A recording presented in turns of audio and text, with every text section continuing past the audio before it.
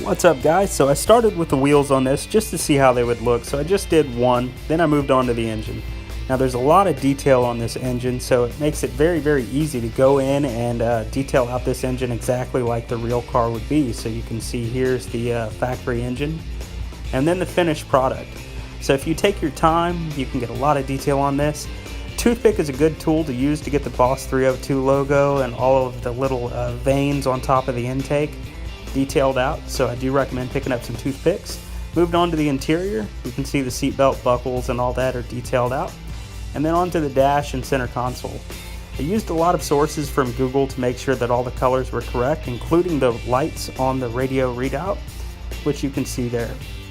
Again, a toothpick is a very handy tool for these details. The headlights also, toothpick was easy work to detail out the headlights, and then I moved on to primer. So after sanding down the body and trimming it up, primed it up, and then did 2 coats of the Gotta Have It green. After that, I detailed out anything that needed to be flat black, like the windshield wiper housings and all that stuff, and then moved on to the underside. There's a lot of detail on the underside, so if you use some more sources from Google, you can actually find some pretty good pictures of what the underside of the Boss 302 looks like. Case in point, here's one picture that I used from an auto show to be able to get all those details correct. Went ahead and finished up the rest of the wheels. I didn't use the decals on these because they were a little finicky, so I left those off. And then moved on to the clear parts.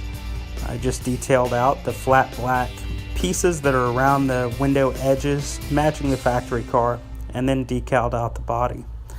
Also used flat black for all of the weather seals and all that stuff. And that's pretty tedious work, but just take your time, you can get it right, and then just continue on with the assembly. So this is just a build you want to take your time with because there's so many little details you can take advantage of to get this thing looking really nice on a shelf. So I do recommend it. Pretty awesome kit, but let's go ahead and move on to the review of the car, and I'll let you know exactly what I think. What's up, guys? So that was the full build process on the 2013 Mustang Boss 302 by Revell. So yeah, it was a fun build, a lot of parts, a lot of detail. So if you see it on the shelf, pick it up. Highly recommend it. Thanks a lot, guys. We'll see you next time.